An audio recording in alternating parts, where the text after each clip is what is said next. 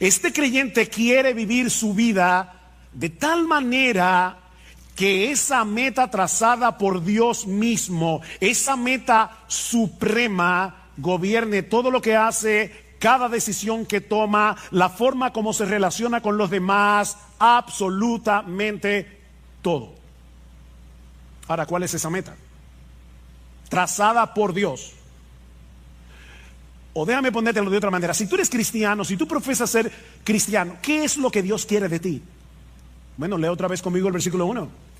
Por lo demás, hermanos, os rogamos pues y os exhortamos en el Señor Jesús, que como habéis recibido de nosotros instrucciones acerca de la manera en que debéis, no es una opción, no es una sugerencia, en que debéis andar y agradar a Dios, como de hecho ya andáis, así abundéis en ello más y más. La meta suprema del creyente, es decir, la tuya, si tú eres cristiano, es vivir para agradar a Dios. La meta suprema del cristiano es vivir para agradar a Dios. Eso era lo que Pablo les había enseñado a estos nuevos creyentes en Tesalónica. Vieron en el versículo 1, como dicen en la mitad, que como habéis recibido de nosotros instrucciones, o sea, ya ellos habían sido instruidos cuando Pablo, Silas y Timoteo visitaron la ciudad de Tesalónica por primera vez. Ahora, recuerden, hermanos, que Pablo y su equipo misionero solo estuvieron unas pocas semanas en Tesalónica antes de tener que salir de la ciudad por la persecución que se desató contra ellos. Y en ese breve tiempo, una de las cosas que ellos enseñaron a estos recién convertidos es que ellos debían vivir para agradar a Dios. De hecho, Pablo les recuerda en el capítulo 2, si van conmigo por favor al capítulo 2, en el versículo 10, Pablo dice: vosotros sois testigos y también Dios de cuán santa, justa e irreprensiblemente nos comportamos con vosotros los creyentes, así como sabéis de qué manera os exhortábamos, alentábamos e implorábamos a cada uno de vosotros como un padre lo haría con sus propios hijos, para que anduvierais como es digno del Dios que os ha llamado a su reino y a su gloria. Eso fue lo que Pablo, Silas y Timoteo le enseñaron a estos tesalonicenses recién convertidos en las pocas semanas que tuvieron allí. Compórtense como es digno del Dios que os llamó a su reino y a su gloria.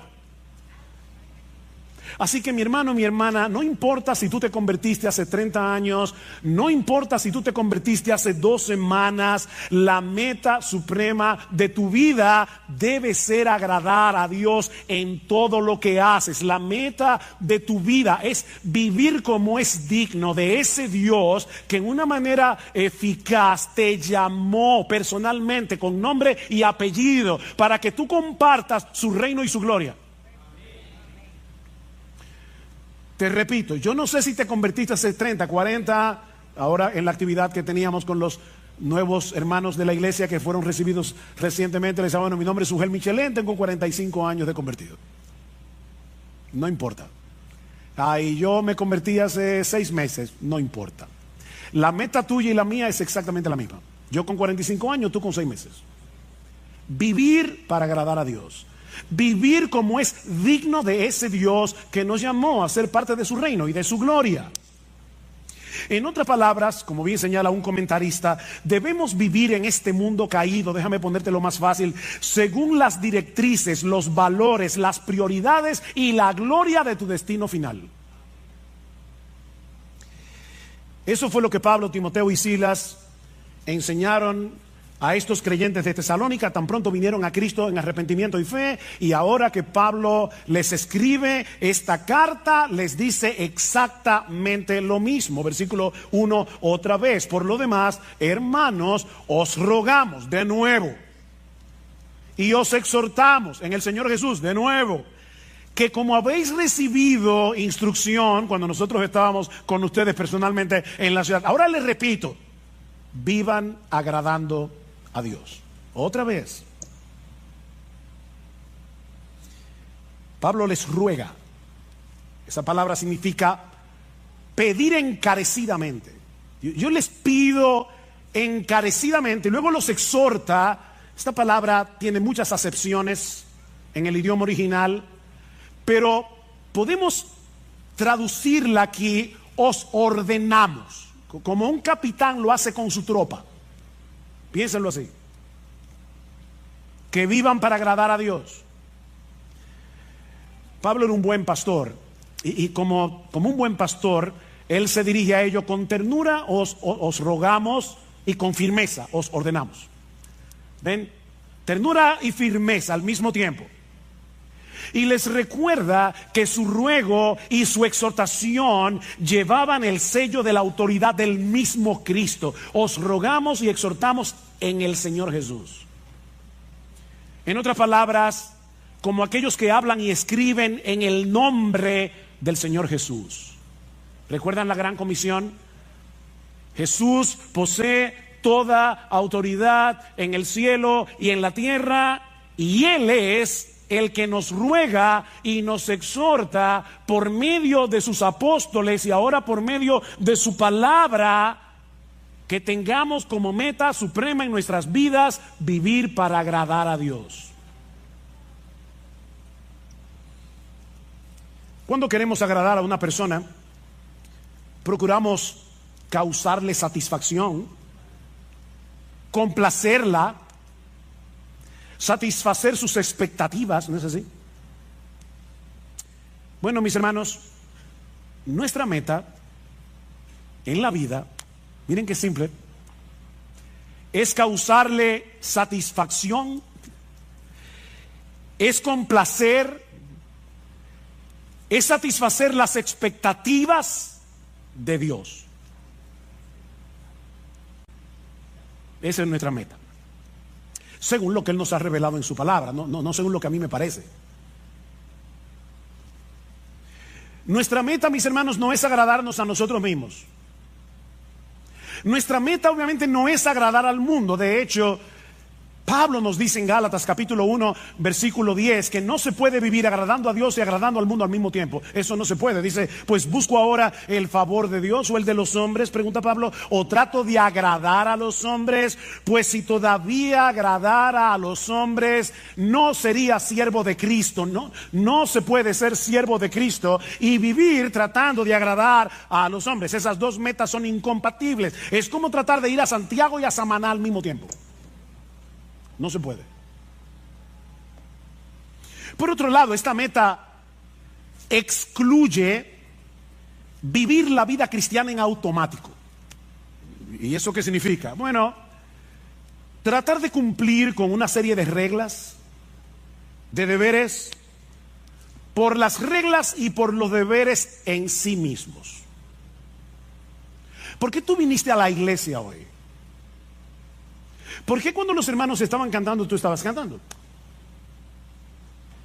Porque es lo que se espera de ti como cristiano.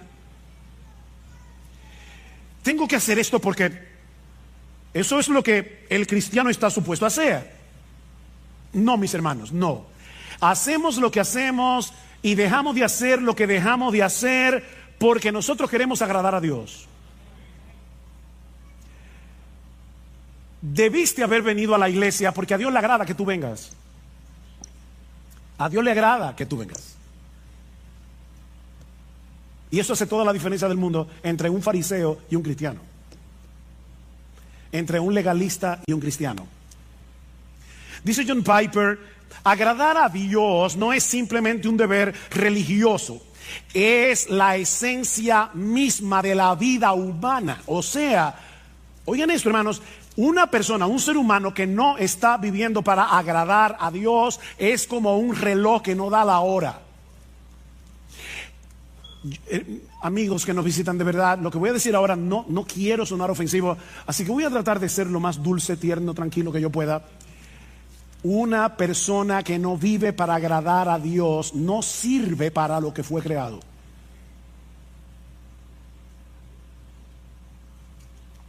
Porque agradar a Dios es la esencia de la vida humana. Y el ejemplo más evidente de esa realidad, obviamente, el modelo por excelencia, es Jesús. Él es el modelo por excelencia de lo que significa ser humano. No olviden que sí, Jesús era verdadero Dios, pero cuando se encarnó, era verdadero hombre. Verdadero Dios, verdadero hombre. Dice el Señor en Juan 8:29, el Padre no me ha dejado solo, porque yo hago siempre lo que le agrada. Yo hago siempre lo que le agrada, a tal punto que en el huerto de Getsemaní le dijo: Padre mío, si es posible, pasa de mí esta copa, pero que no sea mi voluntad, sino la tuya. O sea, Cristo estuvo dispuesto a agradar a Dios, aunque eso implicara su muerte en la cruz, hasta ese punto. Yo hago siempre lo que le agrada. Jesús no vivió su vida terrenal en automático. Él siempre hizo lo que hizo con una meta delante de sus ojos. Yo quiero agradar a mi Padre que me envió. Bueno, pero eso es Jesús, que era un hombre perfecto, sin pecado, pero la realidad es que nadie puede agradar a Dios aunque lo intente, pastor. ¿Acaso no dice en Isaías capítulo 64, versículo 6, que todas nuestras justicias son como un trapo de inmundicia delante de Él? El mismo Dios dice en su palabra que todas nuestras justicias son como un trapo de inmundicia. ¿Cómo yo puedo agradar a Dios? Ese es un buen ejemplo de un texto citado fuera de contexto. Y recuerden que un texto fuera de contexto es un pretexto. Si tú lees con cuidado los capítulos que rodean Isaías 64:6, te vas a dar cuenta que Dios está hablando de aquellos que presentaban sus sacrificios sin estar acompañados de una fe sincera y sin tomar en cuenta lo que Dios había prescrito en su palabra acerca de estos sacrificios. En otras palabras, estos israelitas pensaban que el mero hecho de practicar un ritual, el mero hecho de presentar un sacrificio y presentarlo como les diera la gana, eso era suficiente.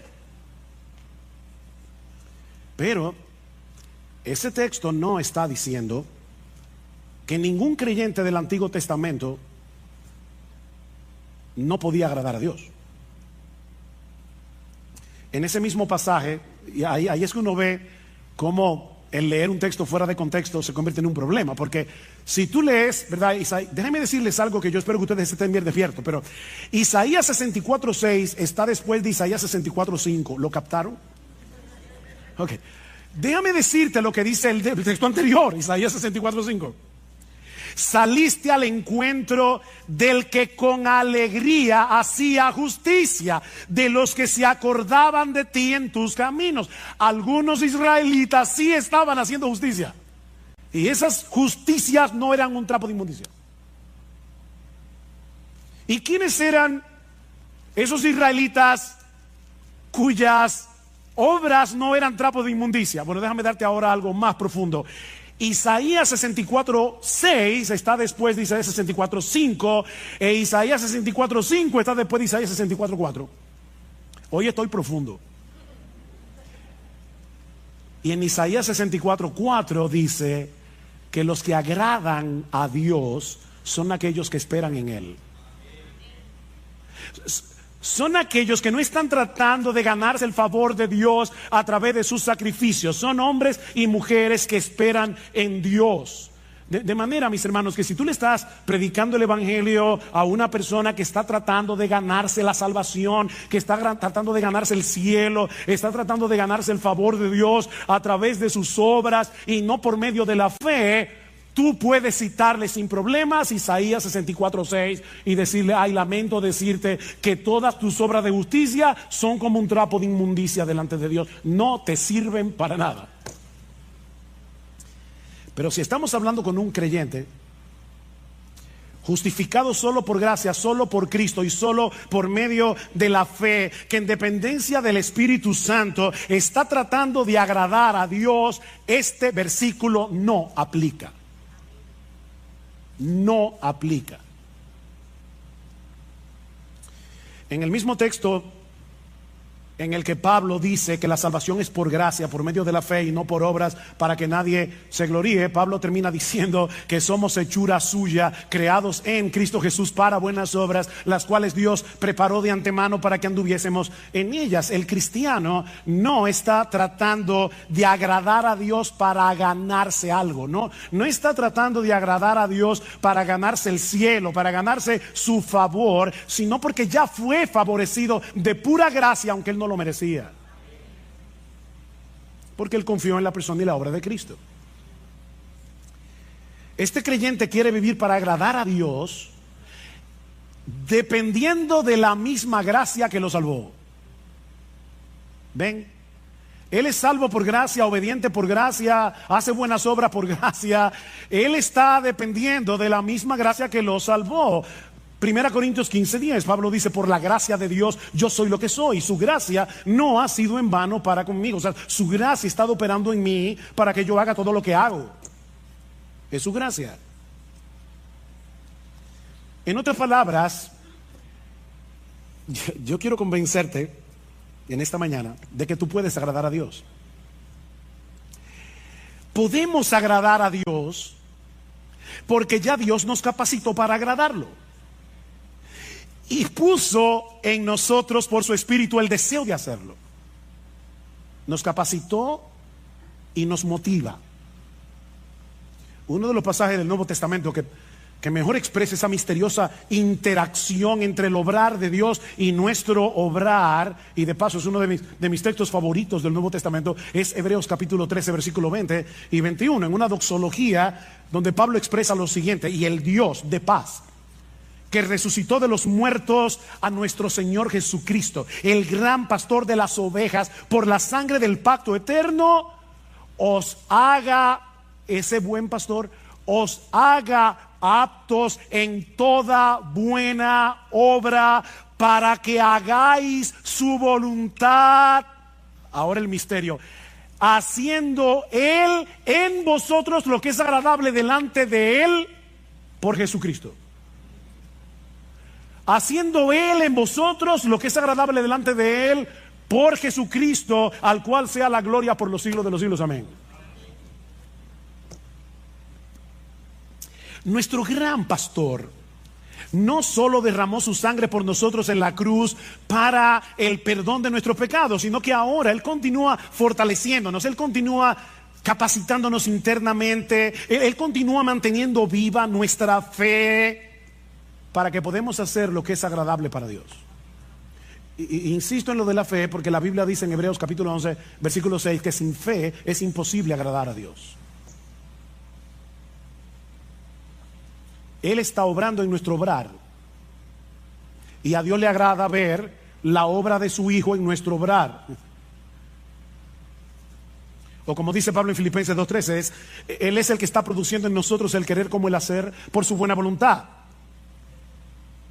Esas obras que hacemos en unión con Cristo, en dependencia de Cristo, por el poder de Cristo, no son trapos de inmundicia. No son trapos de inmundicia. De manera que si tú eres un creyente, un verdadero creyente, no solamente puedes, es que tú debes vivir agradando a Dios.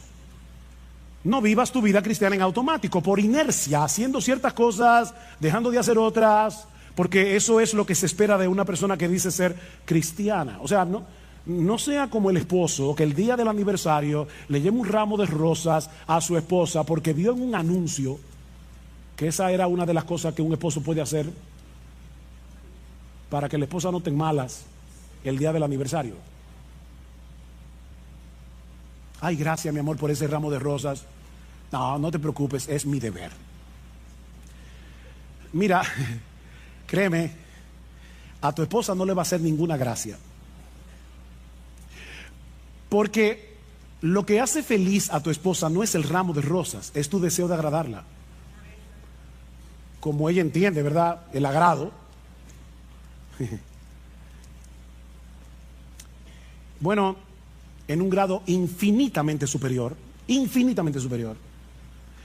todo aquel que sabe que fue elegido por Dios el Padre para salvación desde antes de la fundación del mundo, todo aquel que sabe que Dios el Hijo derramó su sangre en una cruz para el perdón de nuestros pecados, todo aquel que sabe que Dios el Espíritu Santo le cambió su corazón, le dio nueva vida para que pudiera arrepentirse y creer en Cristo, debe anhelar de todo corazón vivir para agradar a aquel que lo amó de ese modo.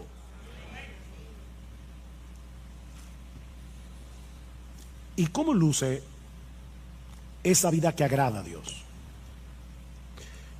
O planteándolo de otro modo, ¿cómo podemos los creyentes vivir de tal manera que Dios se agrade con nosotros? Bueno, en el resto del pasaje, hasta el versículo 12, Pablo va a decir algunas cosas que vamos a estudiar más adelante. Eso incluye la pureza sexual, versículos 3 al 8. Una de las cosas que vamos a ver allí es cómo nosotros podemos vencer la impureza sexual, la inmoralidad sexual. Pablo habla de eso en ese texto. Pero la pureza sexual es algo que agrada a Dios. En los versículos 9 al 10 vemos que el amor entre los hermanos es algo que agrada a Dios. Y ahora sorpréndete, en los versículos 11 y 12 vemos que a Dios le agrada ver a una persona siendo responsable en su trabajo. ¿Tú sabías eso? Que cuando tú eres responsable en tu trabajo, a Dios le agrada eso. Eso lo vamos a ver en el texto, yo no me estoy inventando nada. Así que en este pasaje vemos que la pureza sexual, el amor entre los hermanos, el amor creciente entre los hermanos y la responsabilidad laboral son cosas que agradan a Dios. Pero la Biblia menciona muchas otras cosas que son del agrado de Dios. En el texto que leímos al principio, en la carta de Pablo a los Colosenses, Pablo dice a estos hermanos que él está orando por ellos y pidiendo que ellos sean llenos del conocimiento de su voluntad en toda sabiduría e inteligencia espiritual, para que andéis como es digno del Señor, agradándole en todo. Pastor, en el texto griego, ¿qué significa la palabra todo? Eso mismo. Todo. ¿Y cómo yo hago eso? Bueno, el texto sigue hablando y nos dice algunas formas en las que nosotros podemos agradar al Señor. Dice, llevando fruto en toda buena obra, una vida fructífera agrada a Dios. Sobre todo el fruto del Espíritu Santo, que es desarrollar en nosotros el carácter de Jesús, ¿verdad? Amor, gozo, paz, paciencia, benignidad, bondad, fe, mansedumbre, templanza. En la misma medida en que tú te pareces más a Jesús y menos a ti, Dios se agrada. Creciendo en el conocimiento de Dios, dice Pablo, lo que agrada a Dios no es que llenemos la cabeza de teología, de informaciones, es que crezcamos en nuestro conocimiento de Él para disfrutar de una mayor intimidad con Él. A mí me encanta leer biografías, es una de mis secciones de lecturas favoritas. Me encanta leer biografías. Recientemente estuve leyendo, he leído 2 biografías en este año. La biografía de R.C. Sproul, que murió hace recientemente, y la biografía de Tim Keller, que también murió hace relativamente poco tiempo. Yo tuve la oportunidad de saludar a esos 2 hombres en diferentes eventos. Ahora, si ustedes me preguntan, ¿tú conociste a R.C. Sproul? Mi respuesta, no. ¿Tú conociste a Tim Keller? No. Yo tengo información acerca de ellos 2, pero yo no los conocía. Bueno, se puede tener información de Dios y no conocer a Dios. Pero Pablo sigue diciendo, o sea, la vida fructífera agrada a Dios, crecer en el conocimiento de Dios, obviamente agrada a Dios. Pregúntale a tu esposo, si a ella no le agrada que tú crezcas en tu relación con ella.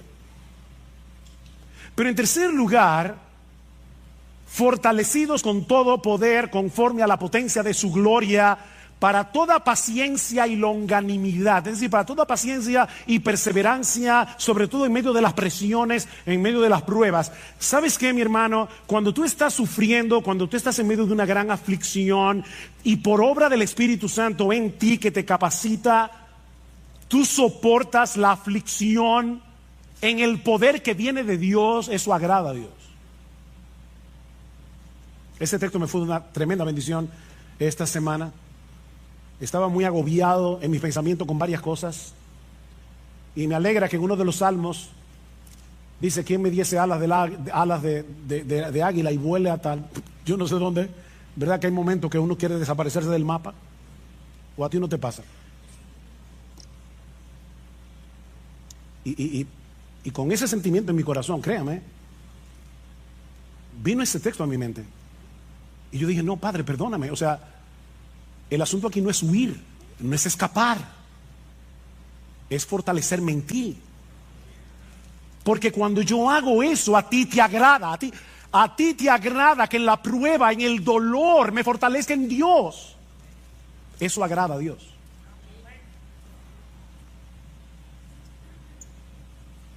Y sigue diciendo, con gozo, dando gracias al Padre que nos hizo aptos para participar de la herencia de los santos en luz. En otras palabras, una vida gozosa y agradecida agrada a Dios. Una vida con gozo y con gratitud agrada a Dios. Y créanme, hermanos, yo podría seguir citando texto tras textos. Pablo dice en Romanos capítulo 12, versículo 1, que presentar nuestros cuerpos en sacrificio vivo sobre la base de lo que Cristo hizo por nosotros en el Evangelio. Os rogamos por las misericordias de Dios. Cuando presentamos nuestro sacrificio, nuestro cuerpo en sacrificio vivo, eso agrada a Dios. Romanos 14, 18 dice que cuando nosotros restringimos nuestra libertad cristiana por amor al hermano débil, eso agrada a Dios. Dicen Romanos 14, 18, dice, porque el que en esto sirve a Cristo, o sea, en restringir tu libertad, yo sé que yo puedo hacer esto, pero aquí está mi hermano débil, puedo llevarlo a él a pecar, me voy a restringir de mi libertad. Dice Pablo, el que en esto sirve a Cristo agrada a Dios. Y más adelante en Romanos 15 dice, cada uno de nosotros agrade a su prójimo en lo que es bueno para edificación, porque ni aun Cristo se agradó a sí mismo. El Hijo de Dios, el que sí podía vivir para agradarse a sí mismo porque es Dios, decidió no agradarse a sí mismo. Y porque Cristo decidió no agradarse a sí mismo, es porque tú eres salvo. Porque si hubiese querido agradarse a sí mismo, no habría ido a la cruz. Y ahora Pablo está diciendo, mira a Cristo y vive así. Hijos, niños y jóvenes, obedecer a vuestros padres agrada a Dios. Colosenses capítulo 3, versículo 20 dice, hijos, obedeced a vuestros padres en todo, porque esto agrada al Señor. La próxima vez que tus padres te pidan algo que no te agrade hacer, no piensa en este momento, lo que mi papá me está pidiendo no me agrada, pero a Dios le agrada que yo obedezca, a menos que sea un pecado. A Dios le agrada que andemos en comunión con Él. Es interesante que en Génesis capítulo 5 versículo 22 dice que Enoc anduvo con Dios. Ustedes conocen ese texto.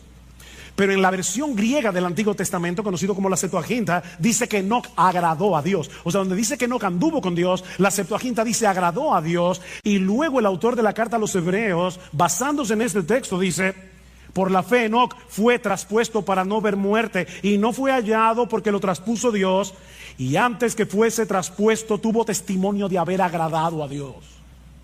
¿Ven que se puede agradar a Dios? Dios no le dijo a Enoc, eso es trapo de inmundicia. No.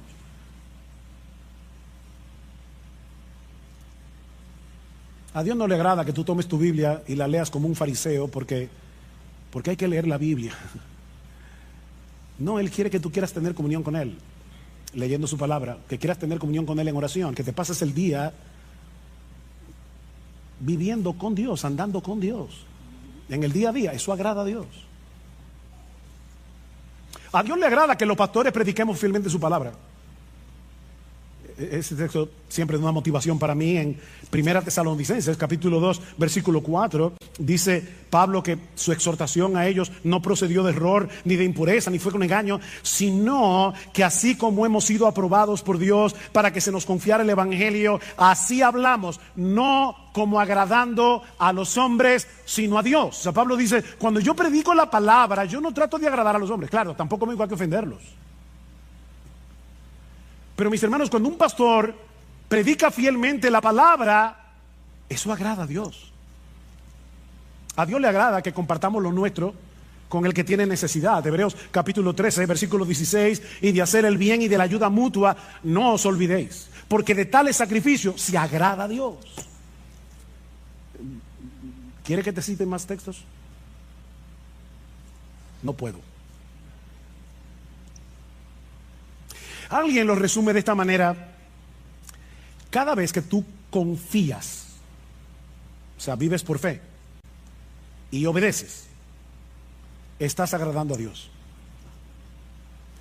Cada vez que tú confías y obedeces, estás agradando a Dios. Así de sencillo. Él sabe que nuestra fe no es perfecta. Él sabe que nuestra obediencia no es perfecta. Él no está esperando perfección para agradarse de nosotros.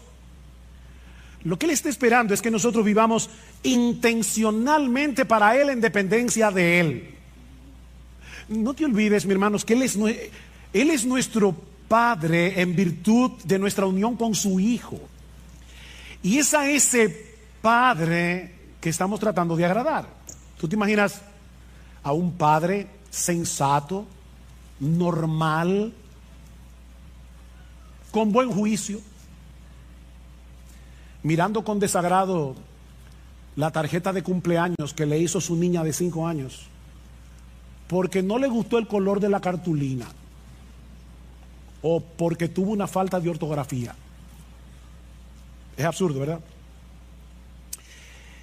Bueno, parece que algunos cristianos se imaginan a Dios mirándonos de esa manera. No me gustó el color de la tarjeta. Trapo de inmundicia. A.W. Tozer dice: de la falta de comprensión adecuada de Dios surge un mundo de infelicidad entre los buenos cristianos de hoy. Un mundo de infelicidad. Y luego añade: se piensa que la vida cristiana consiste en llevar una cruz sombría y sin alivio bajo la mirada de un padre severo que espera mucho y no excusa nada.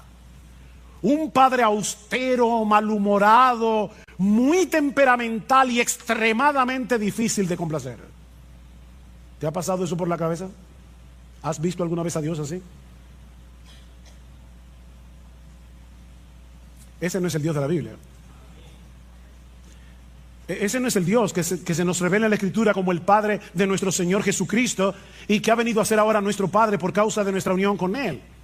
Si eres creyente, mi hermano, ahora tú estás vestido con la ropa de gala de la justicia perfecta de Jesús y por lo tanto tus intentos de agradar a Dios no son un trapo de inmundicia, es la ropa de Jesús.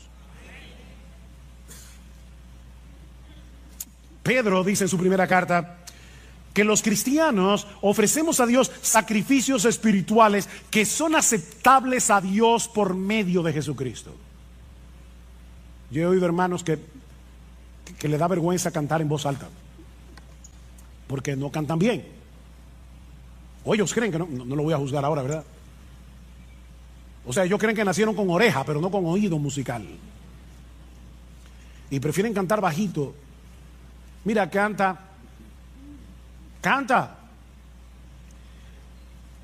Que tus gallos y tus desafines son lavados por la sangre de Jesús antes de que lleguen al oído del Padre. Tus sacrificios espirituales son aceptables delante de Dios por Jesucristo. Ahora, no me malentiendan, yo no estoy diciendo que podemos darle a Dios cualquier cosa y vamos a esperar que Él se contente con eso. No, yo no estoy diciendo eso.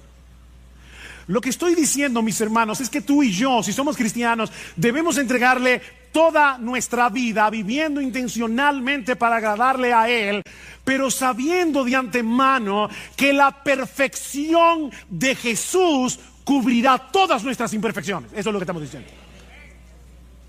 Pero vive para agradar a Dios. Pero el texto no termina ahí. Hay una segunda enseñanza en este pasaje. Ya vimos que la meta suprema del cristiano es vivir para agradar a Dios. Pero mucho más brevemente, no os preocupéis, mucho más brevemente, Este texto también nos enseña que vivir para agradar a Dios es una meta en constante crecimiento. ¿Qué dice el texto? Por lo demás, hermanos, os rogamos, pues os exhortamos en el Señor Jesús, que como habéis recibido de nosotros instrucciones acerca de la manera en que debéis andar y agradar a Dios, como de hecho ya andáis, así abundéis en ello más y más. Que abunden en eso. La iglesia en Tesalónica era inusual en muchos sentidos. Estos creyentes estaban en un medio sumamente hostil para el cristianismo, rodeados de paganismo y de inmoralidad. Imagínense un grupo de nuevos creyentes en Nueva York, en el Bronx, pleno Manhattan, o en la ciudad de Londres, o cualquiera de esas ciudades súper secularizadas del día de hoy. Así era Tesalónica. Pero desde el momento en que Pablo y su equipo misionero le llevaron el evangelio, lo abrazaron de todo corazón, y dice en el capítulo 1, versículo 7, que ellos llegaron a ser un ejemplo para los creyentes en toda Macedonia y Acaya. O sea, en poquitas semanas, esta iglesia llegó a ser una iglesia estable, una iglesia en crecimiento, una iglesia ejemplar. Pero Pablo está empeñado en que no se estancaran espiritualmente. Ya estaban tomando en serio sus vidas cristianas. Ven al versículo 1 otra vez.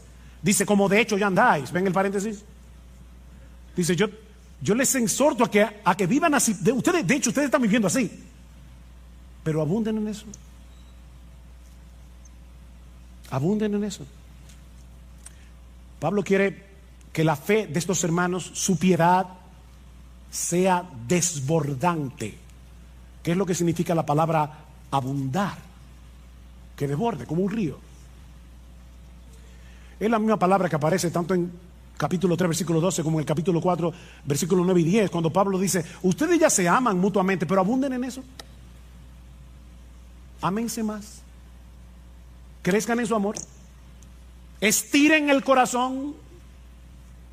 Bueno, lo que Pablo está diciendo es, ya ustedes están viviendo una vida que agrada a Dios. Ya lo están haciendo. Wow, qué elogio para una iglesia. Pero no se den el lujo de quedarse donde están. No se den ese lujo. Iglesia Bíblica del Señor Jesucristo. La vida cristiana es una vida en constante crecimiento. ¿Saben por qué? Porque la meta es llegar a ser igualitos a Jesús. Y eso nunca va a pasar de este lado del cielo. La meta es parecernos a nuestro precioso Señor. En ese sentido, el mismo Pablo es un buen ejemplo a imitar. Escribiendo a los filipenses, Pablo, hermano, Pablo. Algunos dicen que después de Jesús no ha habido en toda la historia de la iglesia un cristiano como Pablo. No ha habido un predicador como Pablo. No ha habido un hombre más apasionado con el evangelio que Pablo. No ha habido un hombre más capaz de sufrir por Cristo que Pablo. Y Pablo dice, yo sigo avanzando por ver si logro asir, o sea, agarrar aquello para lo cual yo también fui asido por Cristo Jesús. Cristo me agarró para algo. Y mi meta es cumplir eso para lo que Cristo me agarró. Yo no sé para qué Cristo te agarró a ti, mi hermano, pero escucha a Pablo. Dice, hermanos, yo mismo no pretendo haberlo ya alcanzado, pero una cosa hago. Un hombre de una sola cosa, una sola meta. Una cosa hago, olvidando ciertamente lo que queda atrás y extendiéndome a lo que está delante. Prosigo a la meta, al premio del supremo llamamiento de Dios en Cristo Jesús.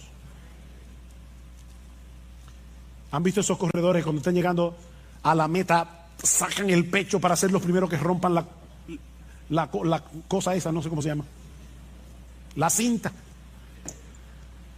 Bueno, eso es lo que Pablo está diciendo. Yo estoy corriendo, pero es con el pecho afuera. Yo quiero romper esa cinta. Bueno, si Pablo no pretendía haberlo alcanzado, saca tu conclusión. Mis hermanos, eso no es fanatismo. Eso no es fanatismo. Yo les decía al principio, me pregunto si Pablo hubiera sido considerado como un fanático por cristianos de una iglesia. Es que tú sabes que Pablo es como que, yo no sé, como que se coge la cosa muy en serio. De verdad, yo creo que Pablo hubiera sido considerado como fanático en nuestras iglesias. Pero mis hermanos, eso no es fanatismo, eso es cristianismo, puro y simple. Ni siquiera quiero que piensen en cristianismo radical. No, quítenle lo radical. Eso es cristianismo sin apellido. Eso es ser cristiano. Vivir para agradar a Dios. Eso es ser cristiano. Ese no es el privilegio de unos cuantos cristianos super espirituales. Una casta que hay en la iglesia. Me llama la atención que escribiéndole a los corintios, nada más y menos que a los corintios, era una iglesia tan madura, una iglesia llena de problemas. Y en esa carta Pablo compara la vida cristiana práctica con una carrera. ¿Y saben lo que Pablo le dice a esos cristianos de Corinto, de una iglesia tan mala? Corran esta carrera de tal manera que si uno solo va a ser el que se lleve el premio, que seas tú. Vive así.